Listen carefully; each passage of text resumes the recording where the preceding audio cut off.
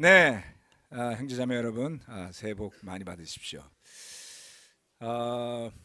우리 박희진 형제 성찬 또 헌금 메시지 감사드립니다. 네, 늘 정말 그 메시지의 결이 저와는 너무나 달라서 제가 아주 좋아합니다. 네, 저는 상상을 할 수 없는 그런 내용들이라서요. 아무튼 너무 그 마음에서 느껴지는 그런 메시지였던 것 같습니다.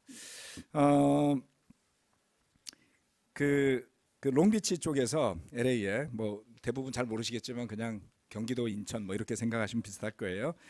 우리 그 길재 혜진 부부하고 두 아들 정우 정민 가족이 지금 조금 늦게 와서 처음에 환영할 때 없었습니다. 일어나 주시겠습니까? 너무 반갑습니다. 예. 우리 혜진 자매는 나이가 안 드는 것 같아요. 길재 형제는 조금 나이 들어 보이고. 예, 너무 반갑습니다. 뭐 오늘 약속이라도 한 듯 뭐 LA에서 또 홍콩에서 여기저기에서 많은 형제자매들이 함께 해주셔서 감사드리고요. 또 우리 명동 쪽하고 또 일산에서도 두 부부가 오셨는데요. 아무튼 많이 교제해 주시기 바랍니다. 다음 주에 주중 예배가 바이블 특별로 있습니다, 여러분. 광고 시간에 부탁했는데 제가 한번 잊지 않고 좀 강조를 좀 드리려고 그래요. 그래서 주중에 여기 오시지 마시고 바이블 특별로 모임을 잘 계획해 주시기를 바랍니다. 레슨은 제가 밴드에 올려놨습니다. 그래서 필요하시면 참고하실 수 있고요. 또 바이블 특인도자 여러분께서 직접 준비하신 그 레슨이 있으시면 그것을 가지고 진행하셔도 무방하겠습니다. 뒤에 참 아직요. 뒤에 로고 좀 보여주실래요? 예, 예. 올해 이게 주제입니다. 같이 한번 읽어볼까? 이 부분에 있는 이게 주제인데요. 자, 다 같이 읽어봅시다. 시작. 연결되고 세워지는 하나님의 가족. 아멘. 예. 그래서 그 에베소서 2장 말씀을 주제 구절로 하고 이 디자인이 글자가 좀 강조되는 디자인입니다. 그래서 우리 문지경 자매가 캘리그래피 디자인을 해주셨고요. 서수영 자매가 이제 그래픽 마무리를 해주셨는데 두 분께 감사드리고 싶습니다. 네, 네. 그래서 뭔가 그동안 해봤던 디자인하고 조금 느낌이 달랐죠. 네, 이렇게 또 변화가 좋은 것 같습니다. 오늘은 주제 설교는 아닙니다. 주제 설교 제가 12월에 다 해가지고 12월 한 달 동안 했기 때문에 또 보강하는 설교는 다음에 하도록 하고 오늘은 한 해를 시작하는 것과 관련해서 말씀을 좀 준비하였습니다. 찬양으로 시작하는 한 해입니다. 찬양으로 시작하는 한 해. 연말연시가 저는 조금 바빴습니다. 마음이 분주했습니다. 연초부터 해야 할 그 창세기 주중 예배 때 할 강해 설교 준비도 또 시편 말씀을 계속 공부하는 중에 있습니다. 새해가 되면서 제가 고3처럼 산다라고 말씀드렸죠. 그래서 지금 고3처럼 머리가 바쁘고 읽어야 할 책도 많고 해야 될 공부도 많습니다. 하지만 그런 가운데 아무리 바빠도 빼놓지 말아야 할 중요한 일이 있습니다. 그것은 하나님을 찬양하는 일입니다. 네. 자, 시편 8편 1절로부터 오늘은 시편 8편 말씀으로 설교를 진행하고자 합니다. 그래서 같이 쭉 8편 말씀을 읽어 나가도록 하겠습니다. 8편 1절로 3절 말씀 다 같이 한번 읽어보겠습니다. 시작. 주 우리 하나님 주님의 이름이 온 땅에서 어찌 그리 위엄이 넘치는지요. 저 하늘 높이까지 주님의 위엄 가득합니다. 어린이와 젖먹이들까지도 그 입술로 주님의 위엄을 찬양합니다. 주님께서는 원수와 복수하는 무리를 꺾으시고 주님께 맞서는 자들을 막아낼 튼튼한 요새를 세우셨습니다. 주님께서 손수 만드신 저 큰 하늘과 주님께서 친히 달아놓으신 저 달과 별들을 내가 봅니다. 아멘. 이 시편 말씀은 다윗이 기록한 말씀이라고 되어 있습니다. 찬양으로 시작하는 한 해. 다윗은 이렇게 찬양을 했죠. 주님의 이름이 온 땅에서 어찌 그리 위엄이 넘칩니까? 이렇게 찬양을 했습니다.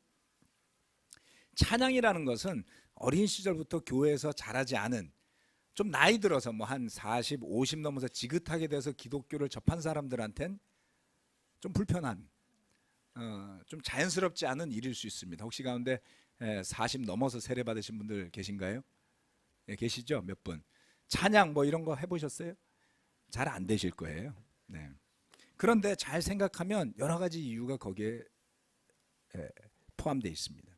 우리가 사는 시대는 권위를 부정하고 또 권위를 별로 존중하지 않는 시대에 살고 있습니다. 문제는 단순한 우리의 태도의 문제가 아니라 권위를 가진 사람들의 많은 잘못, 비리, 심지어 나가서 범죄 이런 걸로 인해서 우리나라는 대통령도 감옥에 가 있고 법무부 장관도 여러 가지 문제로 조사를 받고 있고 교수도 신뢰를 받지 못하는, 다시 말해서 우리가 존경하고 존중할 만하다고 생각했던 많은 사람들의 그런 모습들이 권위가 그냥 땅에 떨어졌어요. 그렇죠? 전 세계 최강인 대한민국이 아니라 제 마음엔 대한민국이고요. 전 세계 최강의 국가인 미국 대통령이 막 트윗으로 막 쓰잖아요. 그래서 한때는 야, 대통령이 왜 이게 트위터로 이렇게 말을 하시나? 그것도 나름의 이유가 있겠지만 그런 시대가 된 거예요. 권위를 찾기 어렵죠. 그래서 우리는 정말 누구를 존경하고 싶어도 존경하기 어려운 시대에 사는 겁니다. 그래서 찬양이라는 말을 일반 사회에서 쓰는 곳은 북한밖에 없을 거예요. 네. 그래서 알게 모르게 우리는 찬양, 높임 이런 것들에 대한 거부하는 상식들, 감정들, 학습된 것들이 우리 안에 있다는 것을 아셔야만 합니다. 그런데 하나님을 찬양하는 것은 어떤 것일까요? 마땅한 일입니다. 네. 첫 번째, 찬양에는 능력이 있습니다. 찬양에는 능력이 있습니다.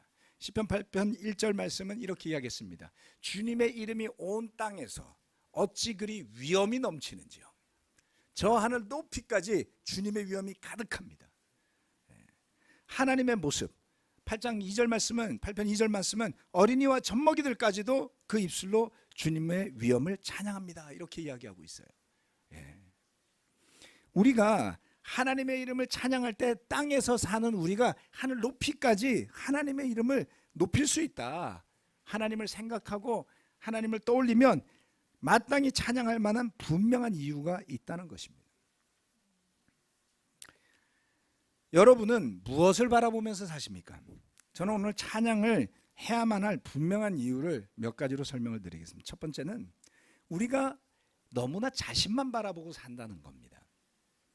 우리의 시야가 너무나 자기에게 고정되어 있기 쉽다는 것이죠.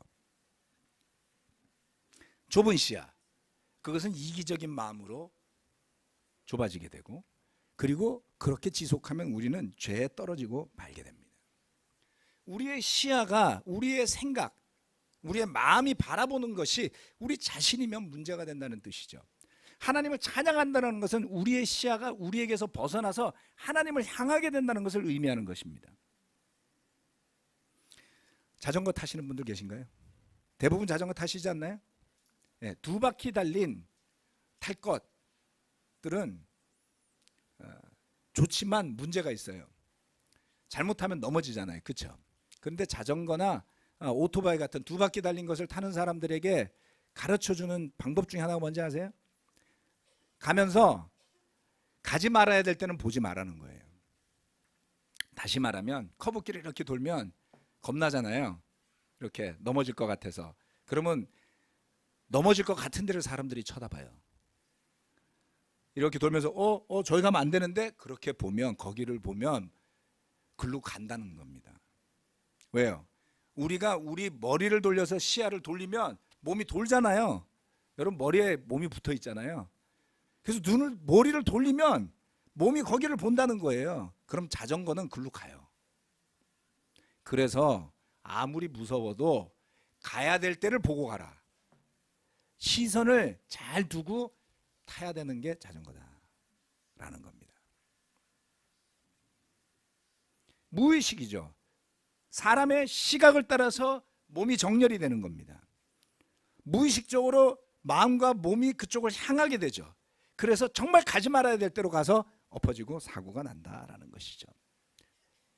가야 할 먼 곳을 바라보고 달려야 한다. 우리의 삶도 이와 같습니다. 우리가 무엇을 바라보고 달리느냐는 결국 우리가 어디로 갈지를 결정해버리고 마는 것이죠. 우리의 시선을 내 자신에게만 두고 살면 얼마나 생각이 좁아지겠습니까? 그리고 우리 스스로가 우리 자신이 주인이 되는 생각 가운데 몰입되어 있을 때는 벗어날 수 없는 함정이 존재합니다. 그것은 조금 이따 설명드리겠습니다. 그러나 그러한 시선을 나로부터 벗어나서 창조주 하나님을 생각할 때, 그 위대하심을 생각할 때, 그 찬란하고 엄청난 하나님의 창조의 비밀을 생각하면 부지불식간에 우리의 마음이 넓어지더라는 겁니다. 요즘에는 별도 달도 잘 안 보이니까 밤에 잘 안 나가시겠지만, 여러분 화성을 보신 적 있나요? 화성 밤하늘에 사진으로 보셨죠? 서울 시내에서 화성이 보입니다. 여기 잠실 고등학교 운동장에 서서 보면은 동쪽으로 밤 8시쯤 되면은 저쪽에 여의도 방향으로 화성이 떠올라요. 잘 보입니다. 생각보다가. 그리고 또 밤하늘에 아주 잘 보이는 별들이 있습니다. 아주 쉽게 잘 보이는 별들 중에 하나는 오리온자입니다. 오리온은 초코파이밖에 모르시죠? 그 초코파이가 오리온에서 온 거예요. 근데 오리온자는 밤 10시가 넘어서 떠요. 밑에 있다가 한밤중에 서서히 올라오면 그 오리온자는 여기서 올림픽공원 쪽으로 뜹니다. 그러니까 동편 쪽에 뜨는 것이죠. 화성은 서편에서 뜨고 오리온자는 동편에서 뜨는데요. 그 오리온자를 바라보면 기분이 그렇게 좋을 수가 없습니다. 내가 이 밤하늘에 오리온자를 찾아냈다니, 이런 느낌이 있잖아요. 한번 검색하시고 오늘 밤에 찾아보시기 바랍니다. 그런데 오리온자를 잘 살펴보면요, 왼쪽에 있는 별 하나가 약간 어두운데 색깔이 오렌지색이에요. 육안으로 분별이 됩니다. 다른 별은 약간 파르스름하고 하얀 색깔인데 그 별만 약간 오렌지색이에요. 베텔게우스라고 부르는 태양보다가 800배인가가 큰, 80배인가 800배가 큰 별입니다. 어마어마하게 큰 별이에요. 그런데 놀랍게도 그것을 확대해 보면 정말 오렌지 색깔의 적색 거성이라고 부르나요? 굉장히 큰 별입니다. 궁금하시면 박정호 형제에게 전화해서 물어보시기 바랍니다. 무슨 말씀을 드리는 거냐면, 그것을 제가 사진으로 보여드리지 않더라도 하나님의 창조의 위대하심을 생각하면 거기에 압도되어지게 되죠. 하다못해 이건 좀 어렵다 생각하시면 북두칠성이라도 한번 찾아보세요. 북두칠성, 어린 시절에 그렇게 찾아보던 은하수도 한번 찾아보세요. 서울 시내에서는 안 보입니다. 시골에 가시면 은하수도 한번 찾아보십시오. 그런데 그렇게 하늘을 쳐다보면 어느 틈엔가 내 문제가 작아지고 하나님의 위대하심을 생각하게 되고 우리의 마음이 기쁨으로 가득 차는 것을 경험하게 됩니다.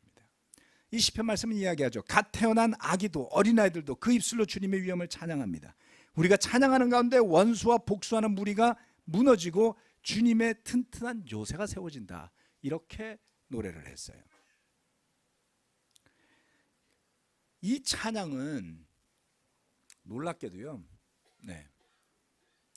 놀랍게도 다윗이 했던 찬양이었는데요. 그 다윗의 후손의 왕 가운데 여호사밧이라는 왕이 태어납니다. 그 여호사밧 왕은 전쟁에서 찬양대를 앞세워서 승리하게 되는 기적을 맛보는 일을 경험하게 되죠. 이 모든 일은 아삽의 후손이라고 부르는, 아삽이라는 사람도 시편을 쓴 사람입니다. 다윗, 솔로몬, 아삽, 이렇게 헤만, 이런 사람들이 시편을 쓴 사람들이에요. 그래서 아삽의 후손 야하시엘이라는 사람의 조언으로 그 일이 시작이 되는 겁니다. 그래서 레위 사람들로 구성된 찬양단이 전쟁터에 나가게 됩니다. 아마 역대하 읽어보신 분들 머릿속에 기억나시는 분들이 있을 겁니다. 자, 그 말씀을 제가 설명을 좀 드리겠습니다. 여호사밧 왕은 이 야하시엘의 조언을 듣고 암몬과 모압과의 전쟁에서 레위 자손들을 찬양단으로 앞세워서 찬송가를 부르게 하고 그 전쟁에서 이기게 되는 스토리가 역대하에 기록되어 있습니다. 우리의 시선을 나의 능력, 나의 힘에서 벗어난 하나님을 찬양하는 것으로 돌렸을 때 어떤 일을 경험할 수 있는지를 한번 살펴보겠습니다. 역대하 20장 14절로 19절 그리고 22절까지 이어서 읽겠습니다. 그때 마침 회중 가운데는 야하시엘이라는 레위 사람이 있었는데 그에게 주님의 영이 내리셨다. 그의 아버지는 스가랴이고 할아버지는 브나야이고 증조는 여엘이고 고조는 마따니아이다. 그가 이렇게 말하였다. 온 유다와 예루살렘에 사는 사람들과 여호사밧 임금님은 들으시기 바랍니다. 주께서 여러분에게 말씀하십니다. 적군이 아무리 많다 하여도 너희들은 두려워하거나 겁내지 말아라. 이 전쟁은 너희가 하는 것이 아니라 나 하나님이 맡아 하는 것이다. 여호사밧이 몸을 굽혀 얼굴을 땅에 대니 온 유다 백성과 예루살렘 주민도 주님 앞에 엎드려 경배하고 고앗 자손과 고라 자손에게 속한 레위 사람들은 서서 목소리를 높여 주 이스라엘의 하나님을 찬양하였다. 20절에서 22절까지 이어서 읽겠습니다. 백성은 다음 날 아침 일찍 일어나서 드고와 들로 나갔다. 나갈 때 여호사밧이 나서서 격려하였다. 유다와 예루살렘 주민은 내가 하는 말을 들으십시오. 주 우리 하나님을 믿어야만 흔들리지 않습니다. 주님께서 보내신 예언자들을 신뢰하십시오. 우리는 반드시 이깁니다. 여호사밧은 백성들과 의논한 다음에 노래하는 사람들을 뽑아 거룩한 예복을 입히고 군대 앞에서 행진하게 하였다. 그는 또 노래하는 사람들이 주님께 감사하여라 그의 인자하심이 영원하다 하면서 주님을 찬양하게 하였다. 노래하는 사람들이 그렇게 노래를 부르니 주님께서 복병을 시켜서 유다를 치러 온 암몬 자손과 모압 자손과 세일산에서 온 사람들을 치게 하셔서 그들을 대파하셨다. 어려움이 닥치면 우리는 어떻게 그 어려움을 극복하려고 할까요?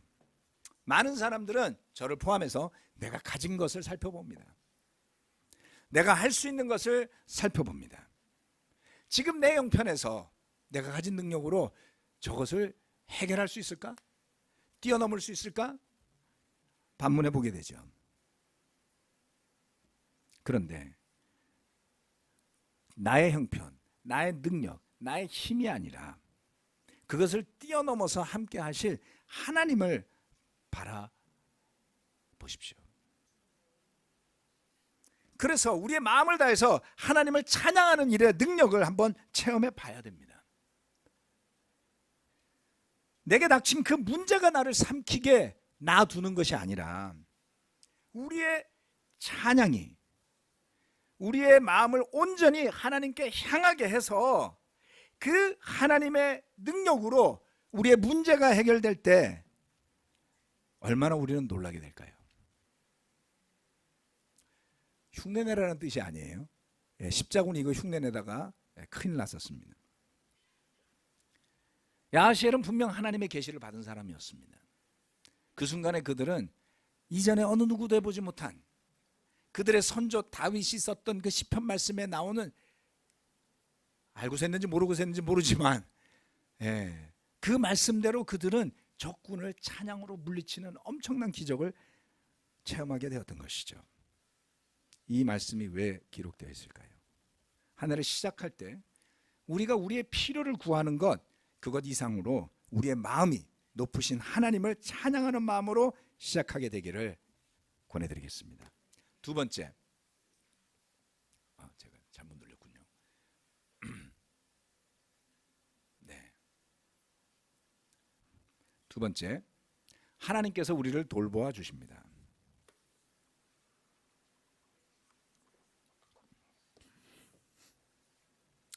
8장 시편 말씀을 읽으면 4절에는 이렇게 기록되어 있습니다. 사람이 무엇이기에 주님께서 이렇게까지 생각하여 주시며 사람의 아들이 무엇이기에 주님께서 이렇게까지 돌보아 주십니까? 이 식구는 두 가지의 의미를 가지고 있다고 볼 수 있습니다. 오늘은 저는 전통적인 설명을 여러분에게 드리도록 하겠습니다.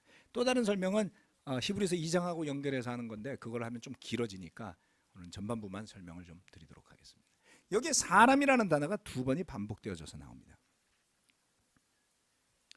사람이 무엇이기에 주님께서 이렇게까지 생각하여 주십니까? 여기에 첫 번째 쓰인 사람이라는 단어는 히브리어로 에노시라고 합니다. 에노스라는 단어는 사람이라고 번역을 합니다. 사람을 부를 때 쓰는 표현이에요. 그런데 그 사람을 표현할 때 그 사람의 연약함을 좀 더 강조한 단어다라고 볼 수 있다는 것이죠. 욥기 등에서부터 사용이 되어져 있습니다. 우리도 뭐 사람, 인간, 또 뭐라 표현하죠? 짐승? 예, 아니. 예, 여러 가지 사람, 남자, 여자 뭐 이렇게 있습니다만 히브리어는 용어가 굉장히 복잡하고 다양하게 되어 있습니다. 그러면 두 번째 나온 사람의 아들이 무엇이기에라고 할 때 사람의 아들, 사람은 똑같은 에노스가 아닌 다른 단어를 씁니다. 뭐 시를 쓰는 사람들은 대체로 좀 다른 단어 쓰는 거 좋아하잖아요. 여러분 시 써보셨어요? 네, 좋습니다. 똑같은 단어를 쓰는 걸 싫어하죠. 그래서 시편 기자도 좀 다른 단어를 썼는데 여기에 나온 사람이라는 단어는 아담입니다. 여러분이 아시는 그 아담과 똑같은 단어 맞습니다. 그런데 히브리어에 사람의 아들이라는 말은 벤 아담, 벤이라는 뜻은 아들이라는 뜻이에요. 벤 아담 하면 아담의 아들, 그러니까 사람의 아들 이렇게 번역이 되는 겁니다. 이거를 신약 성경에 보면은 개역 성경으로 보면 구약도 그렇고 신약도 그렇고 인자라는 단어로 많이 표현을 하죠. 그럼 또 다음에 설명드리겠습니다. 자, 여기에 아담이라는 단어를 좀 주목을 해보면 이렇게 생겼는데요. 아담은 하나님께서 창조하신 첫 번째 사람이에요. 그렇죠? 그래서 아담은 첫사람이라는 뜻이 있습니다. 첫사람. 그래서 벤 아담이라고 할 때에 아담이라는 단어를 사람이라고 쓰면 이 사람이라는 단어는 하나님이 만드신 존재라는 느낌을 더 주는 거예요. 에노스라는 단어보다는 하나님이 아담을 빚으셨으니까. 참고로 아담이라는 단어는 아다마라는 글에서 옵니다. 아다마는 흙이에요. 흙. 히브리어로 아다마는 흙이죠. 그래서 그 흙에서 하나님이 빚으셔서 그 다음 만들고 난 다음엔 아담이라고 그런 거예요. 진흙인간. 자, 그래서 다니엘이라든가 에스겔서에서 특별히 사람의 아들 인자라는 벤 아담이라는 단어가 많이 사용이 됩니다. 물론 가끔은 에노시라는 단어를 쓰기도 합니다. 자, 이 설명을 왜 제가 드리느냐? 사람이 무엇이길래 하나님께서 이렇게까지 생각하여 돌보아 주시는가? 이렇게 연약한 존재임에도 불구하고 무엇 때문인가요? 신약에 나오는 것은 제가 다음에 설명드리겠습니다. 너무 길어지니까요. 그렇다면 그 다음 사람의 아들이 무엇이기에 라고 할 때 그것은 한 걸음 더 나아가서 하나님께서 만들어준 첫사람 아담의 후손, 즉 우리가 그 하나님으로부터 온 존재라는 것을 분명하게 인식하는 것이죠. 여긴 족보가 들어있잖아요. 그렇죠? 자, 다음 성경 구절을 보면 그 의미가 좀 더 확실하게 와닿을 겁니다. 우리 이것은 같이 읽어볼까요? 시편 8편 5절로 8절 말씀입니다. 다 같이 읽어보겠습니다. 시작. 주님께서는 그를 하나님보다 조금 못하게 하시고 그에게 존귀하고 영화로운 왕관을 씌워 주셨습니다. 주님께서 손수 지으신 만물을 다스리게 하시고 모든 것을 그의 발 아래에 두셨습니다. 크고 작은 온갖 집짐승과 들짐승까지도 하늘을 나는 새들과 바다에서 놀고 있는 물고기와 물길 따라 움직이는 모든 것을 사람이 다스리게 하셨습니다. 아멘. 하나님보다 못하게 했다 그랬어요. 하지만 그 사람에게 존귀하고 영화로운 왕관을 씌워 주었다고요. 이게 어떤 의미일까요? 제가 두 가지 의미를 하는데 오늘 첫 번째 의미를 설명드린다고 말씀드렸습니다. 자, 주님께서 사람으로 하여금 손수 지으신 만물을 다스리게 했다고 그랬어요. 모든 것을 사람의 발 아래에 두셨다고 했습니다. 정말 그럴까요? 아프리카의 원주민들이 사자나 호랑이를 발 아래 두고 사는 걸까요? 그렇습니다. 다윗의 시대에 과연 이랬을까요? 모르겠어요. 그 시절에 바다에 나가면 물고기밥이 되기 쉬웠을 거요. 그렇죠? 사람들은 그 바다의 깊은 심에 괴물이 사는 걸로 생각했습니다. 그렇죠. 어마어마한 고래가 살았겠죠. 물론 물고기를 잡기도 하고 바다에 나서서 고래를 잡기도 하고 했던 기록들은 우리나라에도 나와 있습니다만은, 그러나 사람들은 그 고래를 대상으로 자기가 완전히 다스린다는 생각을 하기는 어려웠을 겁니다. 그런데 지금은 어떤가요? 시간이 흘렀습니다.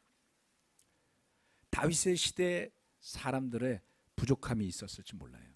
그들은 그 시절에 이스라엘을 제외한 나라들은 자연을 숭배하는 일들이 많았습니다. 태양을 숭배하고 뭐 토테미즘도 있고 샤머니즘도 있고, 우리도 그랬죠. 왜요? 인간의 약함을 느끼니까. 오히려 자연이 더 위대하고 커 보였던 거예요. 그런데 사실은 그 정반대입니다. 하나님은 만물을 사람의 발 아래 두게 하셨다고 했어요.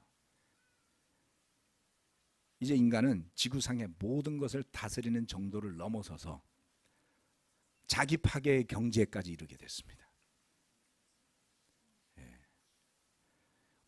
기술이 발달하면서 1900년대 들어서 사람들이 원하기만 하면 어족의 씨를 말릴 수가 있게 되었던 것이죠. 무분별하게 잡아들이면 그냥 사라져요. 우리는 그래서 그걸 멸종이라고 부르죠. 그러지 않나요? 자연스럽게 도태되는 게 아니라 사람들이 다 잡아서 그냥 없어져 버릴 수 있다고요. 그야말로 만물을 발 아래 둔 그 모든 것을 다스리는 힘을 이 지구상의 피조물 가운데 오직 사람들만이 가지고 있습니다. 이 권한과 책임이 얼마나 큰 것일까요? 어느 짐승에게도 어떤 피조물에게도 하나님은 이런 권위를 주시지 않았습니다. 즉 하나님은 우리를 하나님의 피조물 가운데 가장 높은 존재로 만들어 주신 것입니다. 이런 인류의 대단함을 시편 기자는 하나님께서 존귀하고 영화로운 왕관을 씌워주셨다라고 표현한 것입니다. 정말 근데 우리는 서로를 그처럼 하나님께서 창조하신 존귀하고 영화로운 왕관을 쓴 존재로 보고 대할까요? 하나님께서 돌보아주는 그러한 존재로 대하고 있을까요? 이 세상에는 증오가 넘치고 있습니다. 분노가 넘치고 있습니다. 탐욕과 음욕이 넘치고 그러한 것을 주체하지 못해서 서로를 죽입니다. 그것을 주체하지 못해서 이젠 자기도 죽여요. 자살까지 하죠. 왜일까요? 믿음의 눈으로 창조주 하나님께서 최고의 존재로 만들어 준 자신을 보지 못하고 그러한 존재로 만들어 준 다른 사람을 보지 못하기 때문입니다. 그 대신에 저와 여러분들이 자라면서 불신 가운데 영적인 믿음이 없는 사람을 도구로 생각하는 생각에서 나오는 많은 표현들 속에 그런 것으로 자기를 보게 되죠. 우리는 그것을 자존감이 낮은 사람이라고 불러요. 왜 낮죠? 주서들은 저주의 말로 자기를 보기 때문입니다.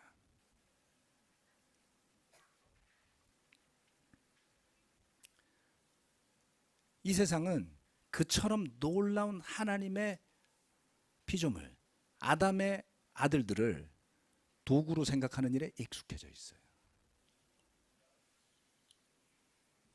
회사를 운영하는 사장들은 직원들을 돈을 벌게 해주는 도구로 생각하기 쉽습니다. 물론 안 그런 분들도 계시겠지만 직장 상사들은 자기를 괴롭히는 괴물로 보는 사람들이 많습니다. 하나님이 창조하신 이 만물을 다스리라고 만든 영화롭고 존귀한 그런 사람들이 도구로 전락하니 어떻습니까? 비극은 거기에 있는 것입니다. 그러한 시각을 서로에게 강요하고 그러한 시각으로 서로를 대하고 어찌 불행하지 않겠습니까? 여기에서 완전히 자유로워질 수 있을까요? 제 자신을 바라보건대 결코 그럴 수 없습니다. 엊그저께 신문에서 난리가 난 사건이 하나 있었죠. 교황이 자기 손을 끌어당기는 여자 손을 쳤어요. 예?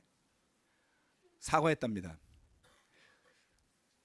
아이고 여자들이 손을 끌게 놔두셔가지고 예? 예. 경호원들이 잘못했다, 교황이 실수했다, 그래도 사람답다, 뭐 다양한 이야기가 있었습니다만은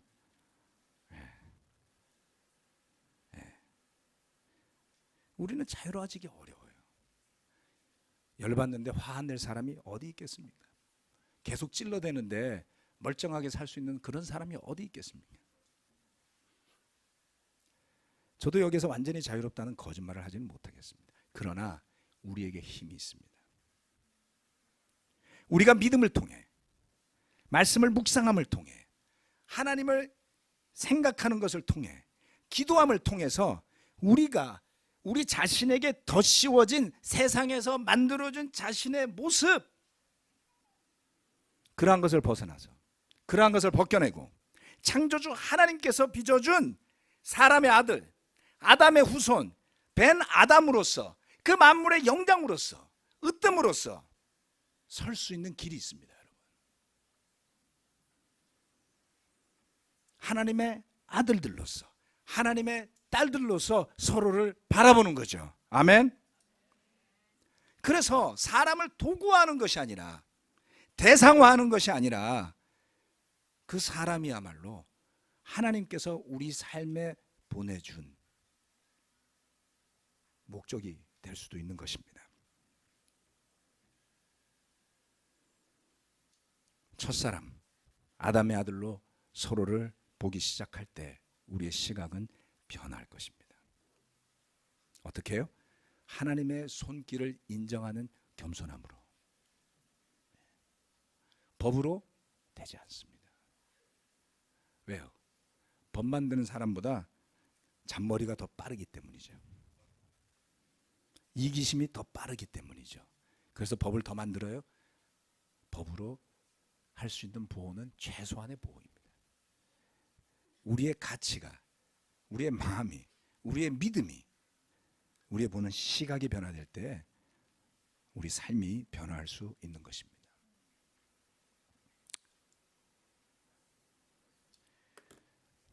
우리 서로를 바라보면서 한번 생각해 봅시다. 여러분의 마음에 증오심을 가지고 있는 혹시 대상이 있다면, 내지는 용서해 주지 못한 대상이 있다면,